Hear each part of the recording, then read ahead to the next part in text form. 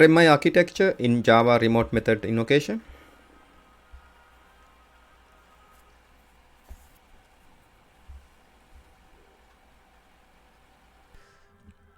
Here you can see another view of RMI architecture.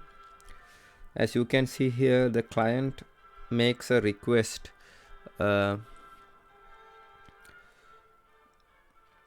a remote object using client-side stub. The server object receive this request from the server-side object skeleton. Client initiate a remote method invocation by calling a method on the stub object. The stub maintains an internal reference to the remote object it represents and forward the method invocation request through the remote reference layer by marshalling the method argument into serialized form and asking remote reference layer to forward the method request and arguments to the appropriate remote object. Marshalling involves converting local objects into portable form so that they can be transmitted to a remote process.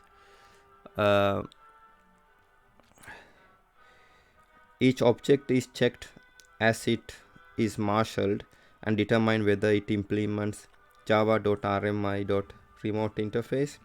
If it does, remote reference is used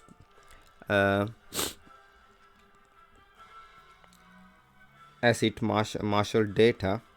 If it is a remote object, the argument is serialized into bytes that are sent to the remote host and reconstructed the copy of the local object. If the argument is neither remote nor serializable, stub throws java.rmi.marshal exception back to the client.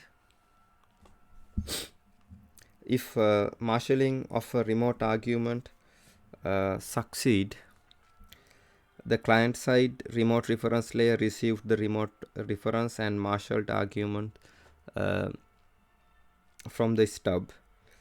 This layer converts the client request into low-level RMI transport requests according to the type of remote object communication being used. In RMI, remote objects can potentially run under several different communication styles, such as point-to-point object references, replicated references, multi-thread, multi-class objects. Remote reference layer is responsible for knowing which communication style is in effect for given remote object and generating corresponding transport layer requests.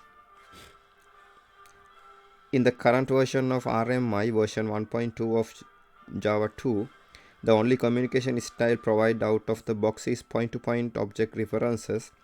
So this is the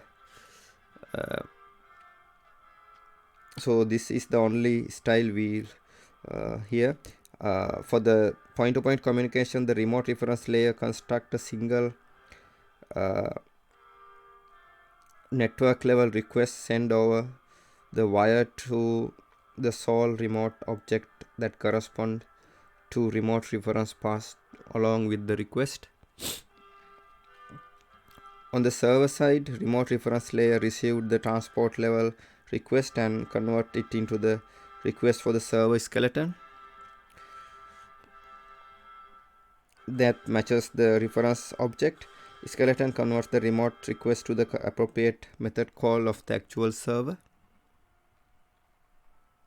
object, and which involves unmarshalling the method argument into the server environment and passing them to the server object. As you might expect, unmarshalling is the inverse process of marshalling the process to the client. Arguments sent as a remote reference are converted into the local stubs on the server, and arguments sent as serialized object are if converted into the local copies of the originals. If the method call generate a return value or an exception, skeleton marshals the object for transport back to the client and forward it through the server reference layer. This result is sent back to the appropriate transport protocol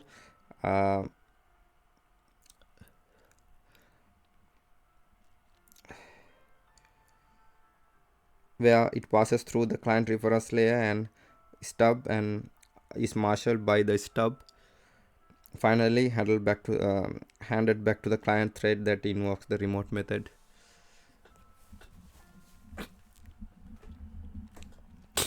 Here you can see the client process, client object, stubs, and remote reference manager here is inside the client process.